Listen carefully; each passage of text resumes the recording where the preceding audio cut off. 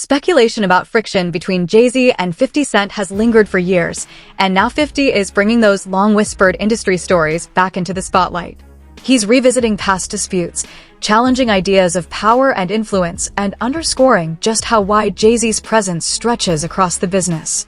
According to 50, the tension was strong enough that many insiders chose to step back during the height of their clash, and he's now calling out specific moments and figures he believes felt the impact, reviving a rivalry that has fueled hip-hop debate for generations. I remember one time walking in the studio, Bleak Beans, everybody was in there, and I was like, man, I'm telling you, man, y'all got a chance right now, just flood it, put out a lot of music, because 50 Cent is coming. And, you know, 4 months later, in the club hit, and it was over. And it was just like, okay, now everybody got to sit on the sidelines and wait this tidal wave out. There's a huge difference in energy internationally in 50 Cent and Jay-Z. In fact, his largest selling record sold 430-something thousand copies. My largest selling records sold 5 million. Let them be fooled in America and think there's a competition there, because America can be purchased. You can buy it with marketing dollars. You see what I'm saying? But the rest of the world, there's not enough marketing dollars to go around. That's why I made a statement about Taylor Swift. I wish you would come take one of my awards so I could black his eye in front of everybody. And Jay disagrees. I want everyone to be clear. No one's scared of 50 Cent. Does that bother you? Does it bother you? No, it doesn't bother me. It's just his choice. Why would you have to make that clear when no one's ever asked me if I'm afraid of Jay-Z? The public is responding to his punk presentation. It's not 50 Cent. I don't have a problem with him. Kanye would not take a trophy from me. Neither Jay-Z. Right. Neither one of them. What would you have? Industry chatter has long hinted at quiet tension surrounding 50 Cent's addition to the Super Bowl stage, with rumors claiming Jay-Z wasn't fully on board until Eminem personally backed the move.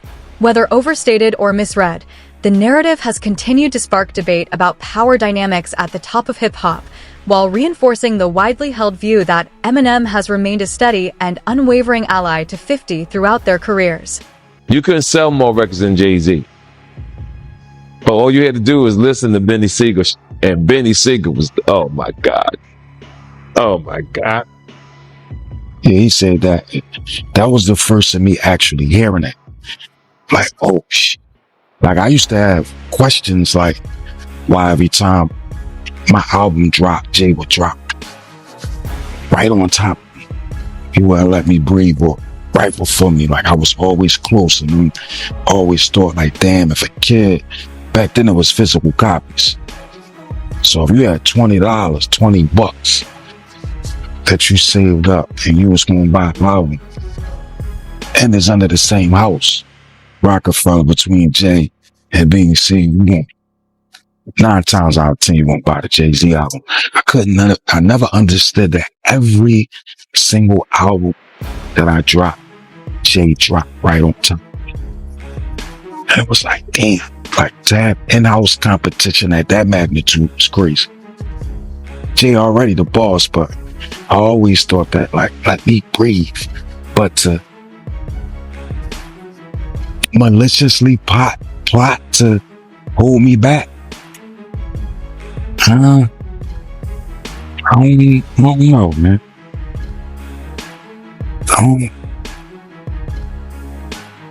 I don't believe that. I don't want to believe that. I mean, but like I said, dang.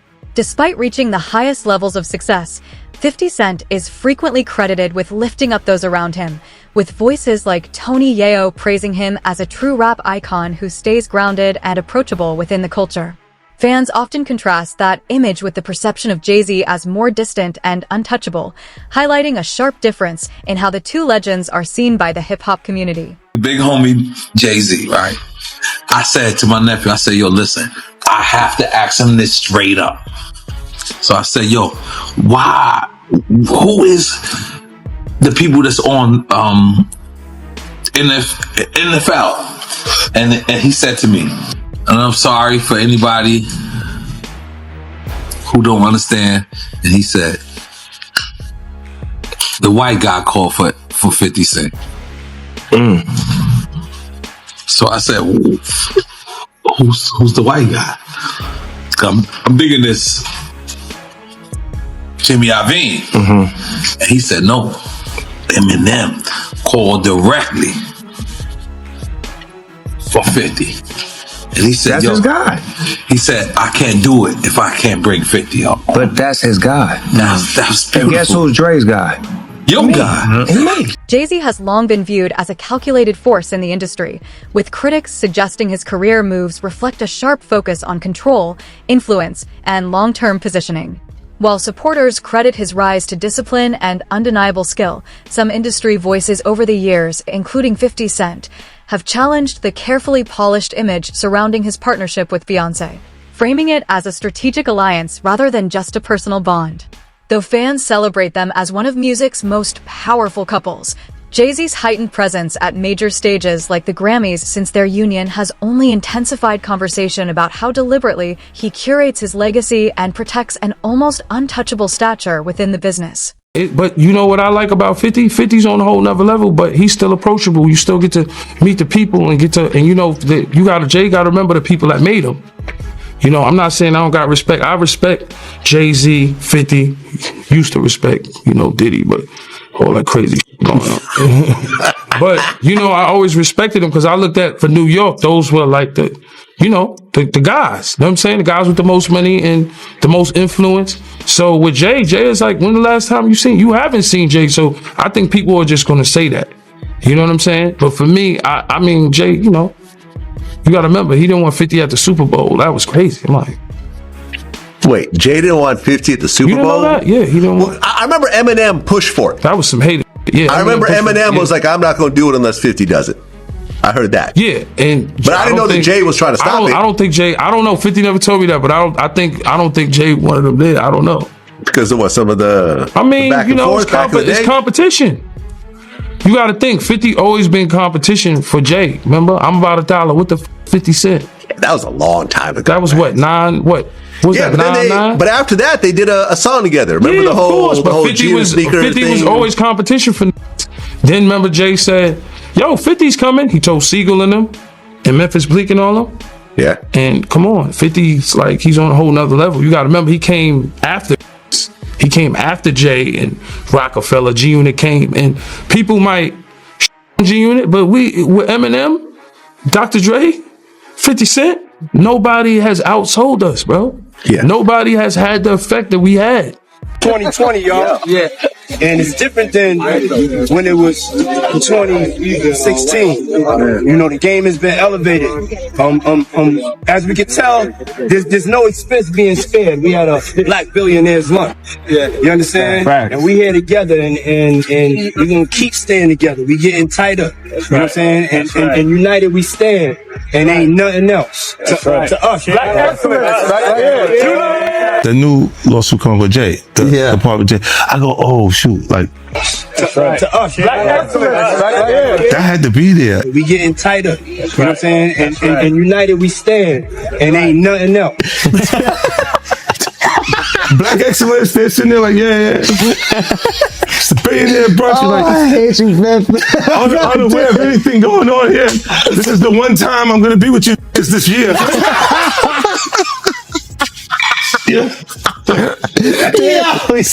Come on, bro. Ongoing industry speculation around Jay-Z and Beyoncé has fueled years of debate, with some critics suggesting their partnership was strategically aligned to amplify both careers, while fans continue to defend it as authentic and enduring.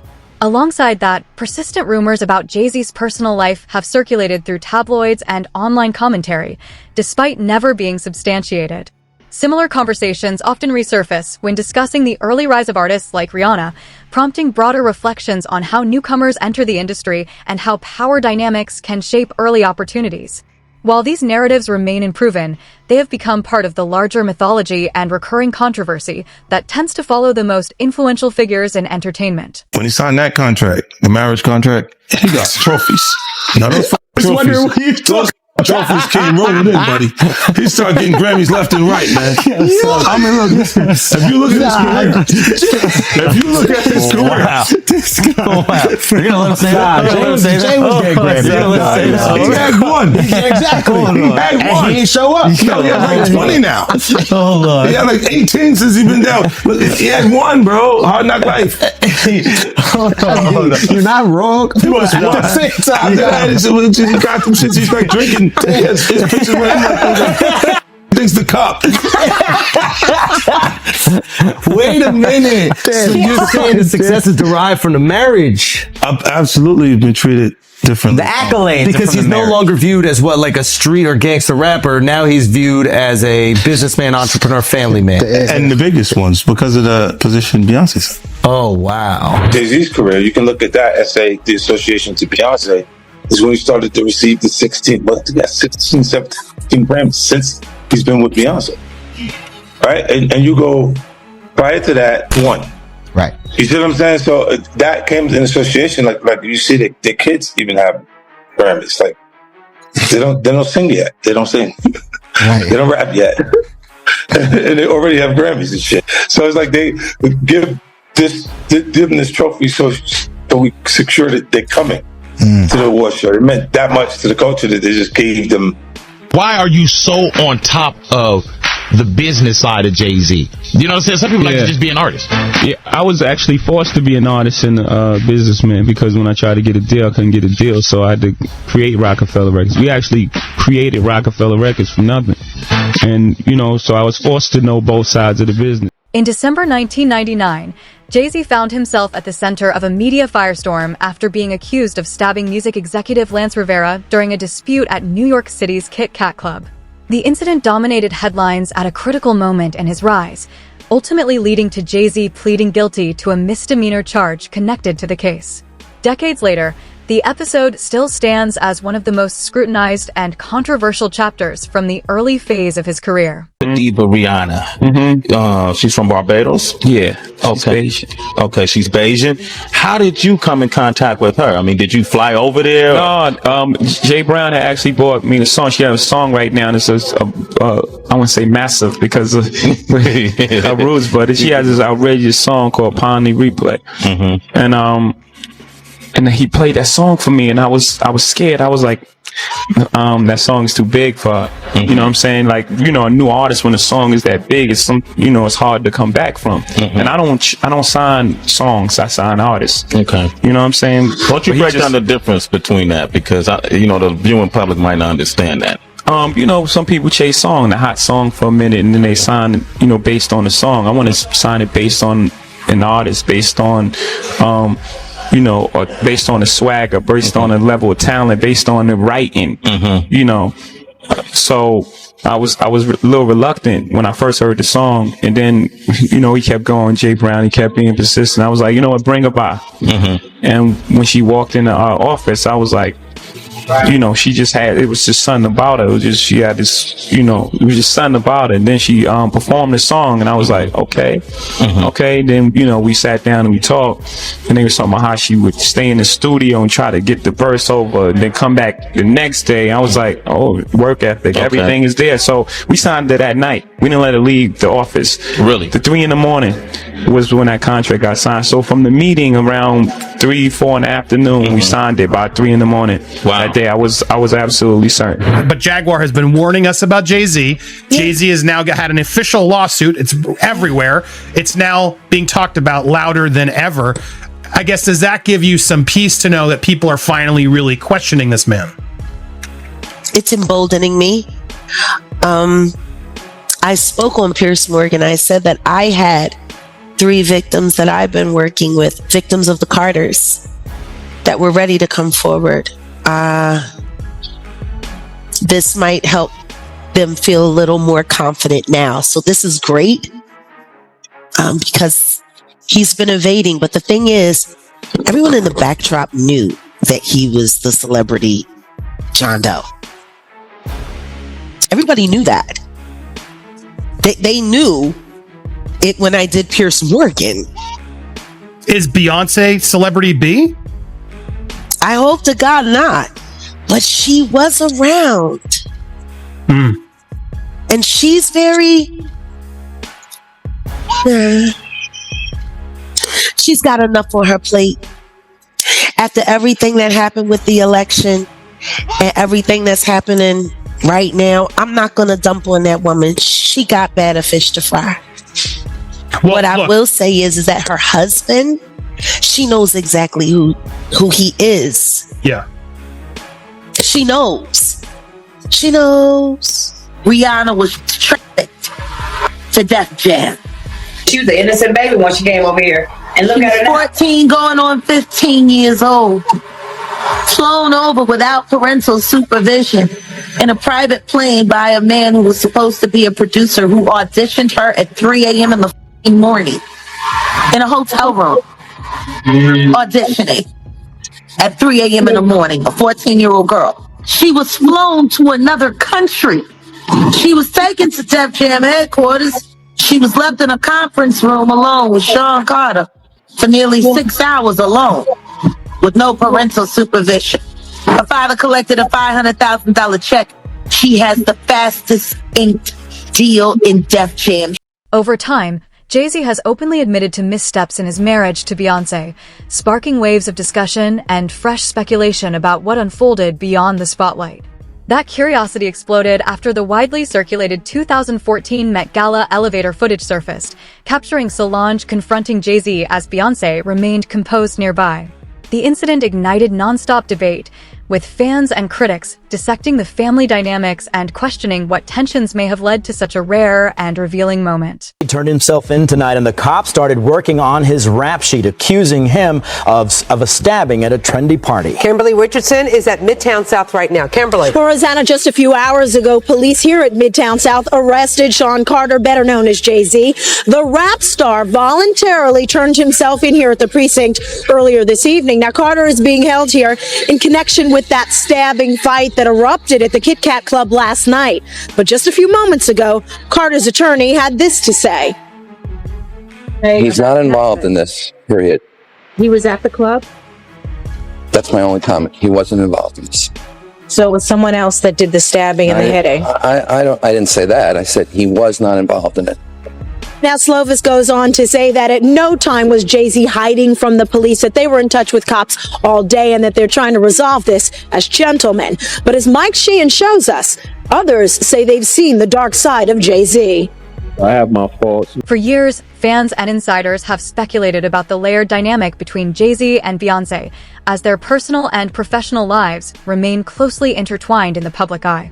Ongoing rumors and Beyoncé's calm response to constant scrutiny have only fueled debate over whether their partnership is built on strategy, loyalty, or a mix of both, keeping attention firmly fixed on one of music's most powerful couples. Difficult to say.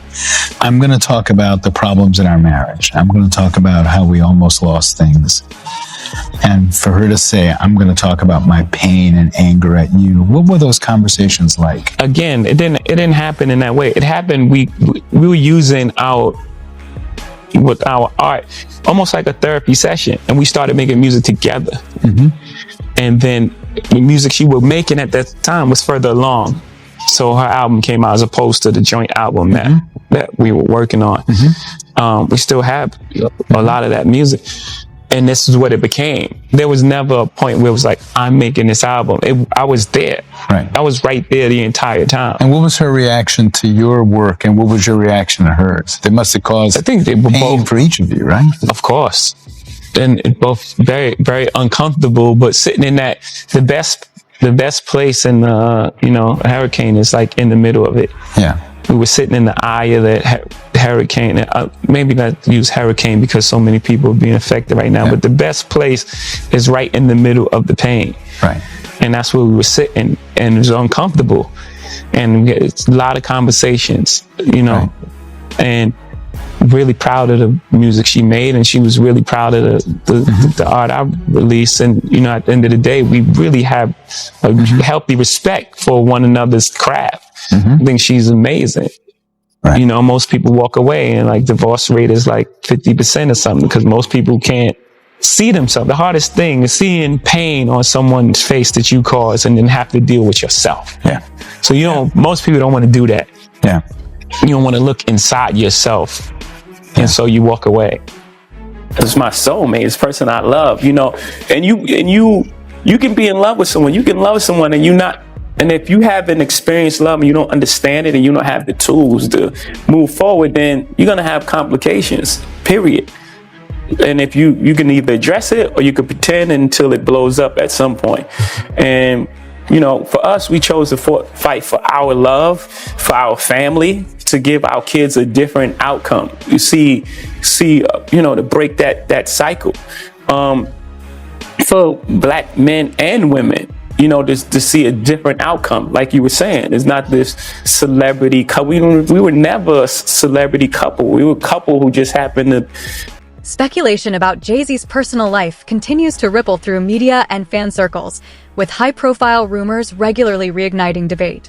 Many observers see these narratives as a reflection of how fame amplifies every action, keeping conversations alive around power, influence, and the fading boundary between an artist's public image and private reality. A new twist in a high-profile lawsuit accuses rapper Jay-Z of raping a 13-year-old girl in 2000 alongside Sean Diddy Combs. The lawsuit, originally filed in October, was refiled today to include Jay-Z as a defendant. The anonymous accuser claims the assault occurred at an MTV Video Music Awards after party. Jay-Z has denied the allegations in a statement on Roc Nation's Instagram, calling the accusations heinous and urging a criminal complaint be filed instead of a civil one. He also criticized the attorney behind the lawsuit, Tony Busby, accusing him of exploiting the case for personal. A recent court filing has drawn renewed attention after naming Jay-Z in a lawsuit first filed in October, tied to allegations stemming from an MTV Video Music Awards after party in 2000. Jay-Z has firmly denied the claims, calling them false and arguing that any credible accusations should be addressed through proper criminal investigations rather than civil cases, while also criticizing the attorney involved. The development has reignited broader conversation about high-profile legal battles in entertainment and the intense scrutiny public figures face when serious allegations surface. Worried that if you throw little and you don't throw out allegations, but like you kind of poke fun at them, You just ask questions. You're not worried that it comes back your way, like people dig up your past and try to pull stuff up. I don't have that in my past. I'm not. Everybody got a little bit. Look, Like, I took. not I that it's took, real No, enough. I took a pill, but it was for me to perform better, or to remember, buddy. I didn't give her a drink so she forget what the happened. What the is going on here, bro? Yes, I took the drinks. I gave me the drug to perform, so she can remember and possibly love me for that. Did it work? What the yo, bro, look, I'm doing pretty good. Doing pretty good. You know what I mean? Like, but I'm just saying, this is the opposite of normal shit that we're talking about, bro. That is why. I don't know why it's so hard for people So just for to people to acknowledge feel weird like shit is you weird. would have something, or you would have reserved energy because you feel like you was doing it too. This is people that are looking on separation between their hardships or their the things that they got going on that would be issues, and what a celebrity's issues would be. Wait, what is that? They think all celebrities are doing the same thing. Yeah. Right, and when you see, if I wasn't saying anything, guess what? You could safely say that a person on the outskirts that is not involved in hip hop culture could think that everybody in hip hop culture is with. While much of the industry has stayed quiet, 50 Cent has never shied away from speaking openly. On a recent episode of the Flagrant podcast, he criticized what he described as a culture of silence and power in the music business, suggesting many remain quiet to protect their standing. His blunt remarks not only reignite his long-running tension with Jay-Z, but also spotlight the deeper issues of influence, control, and unspoken conflict that have shaped hip-hop discourse for years. Look, Jay-Z and them was putting it together. So I think they still harbor some energy towards me.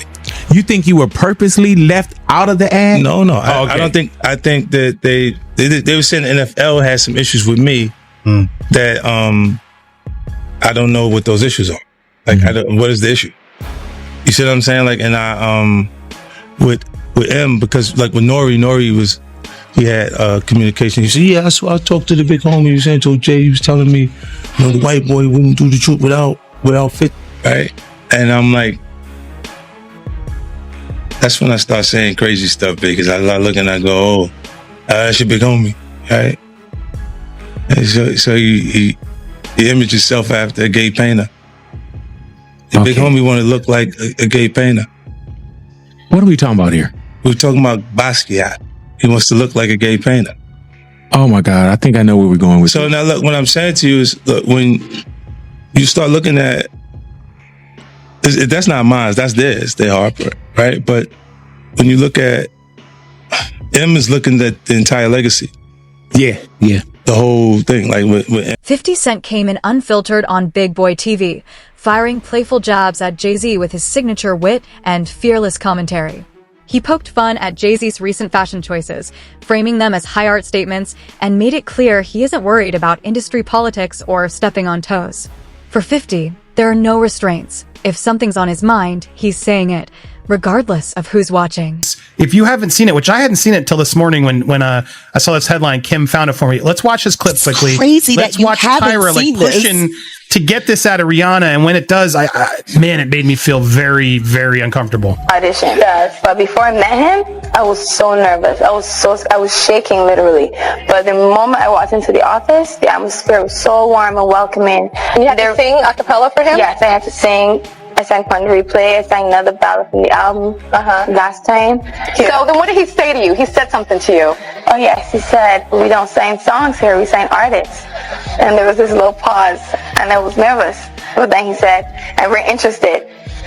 And there was this sudden feel of relief. But then he said something about a window and a door or something. Oh, then he said, he did it homework. I did a lot of homework on you, this lady. He said, there are two ways to leave here, either through the door with the deal signed or through this window, and we're on the 29th floor. So you was like, where's the pen? Where's the paper? I'm signing. Yeah. The audience is so uncomfortable. Like, I don't know if Tyra was trying to get that on the record, but my God, what Jaguar?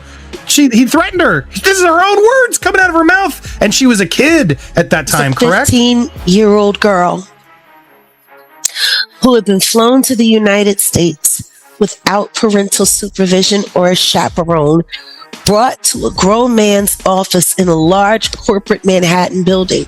Everybody knew when she flew in. I was there the day she got signed. And beautiful. When I met her that day, I knew she was a star. Like, just her look, the way she walked into a room and her confidence, and she performed in my office. And she was what, 17 years old at that She point? was 16. 16, and she has the confidence of it. She's Yeah. like an old soul in a sense, right? Absolutely. So she walks in your office and what? She just belts out a tune. Belts out of tune. She performs, and I tell her, there's no way out of this office. I signed her that. Jaguar Wright has consistently spoken out about her experiences in the music industry, including her time around Jay-Z, portraying him as a highly strategic and powerful figure in business. She suggests his influence runs so deep that few are willing to challenge him, adding another dimension to ongoing conversations about power, control, and hierarchy in hip-hop, and how those forces shape careers and reputations. And Diddy and a teenager, 13-year-old. Right. And we were speaking about just the statement. Right. The statement, you were saying you felt like that was calculated. That was, that the statement is something from, you can tell it was written by a lawyer. Because there's a point where it kind of gets aggressive. He says, like, you're going to find out, like how I'll handle this. Like, and that's an attorney want to be combative with another attorney. That's not like your publicist wouldn't say those things. This is on your put that up. Yeah, this is on 50? Yeah, it says I don't know what's going on, but are we still going to have the Super Bowl? I'm just asking for a friend. Yeah, I'm asking for Kendrick. You know, I'm just trying to figure out if we're still doing everything the way. Because, look, they will fall back, but they the NFL, they won't necessarily be associated to that. Right. Why do you not insert yourself, but you're on top of every topic, right? Yeah. I'm just watching. I'm participating. I'm being part of culture. I'm just telling my opinion. Right. Look, because you're part of the culture. Like I can't say anything now. I'm out of it. I'm like I'm going to Dre's studio and just sit with Dre alone. Right. And then, maybe I stay out of trouble. 50 Cent has often pointed to the close ties between Jay-Z and Diddy, describing them as dominant figures moving within the same elite circle, but with very different styles. Jay-Z operating quietly and strategically, Diddy more openly and visibly. That contrast, in 50's view, reveals how influence is wielded at the top of the music industry. Unmoved by status or connections, 50 says what others won't, even as much of the industry stays silent. By challenging the polished image of a billionaire mogul, he suggests there's more beneath the surface than the public is shown, leaving fans to wonder what truths remain unspoken.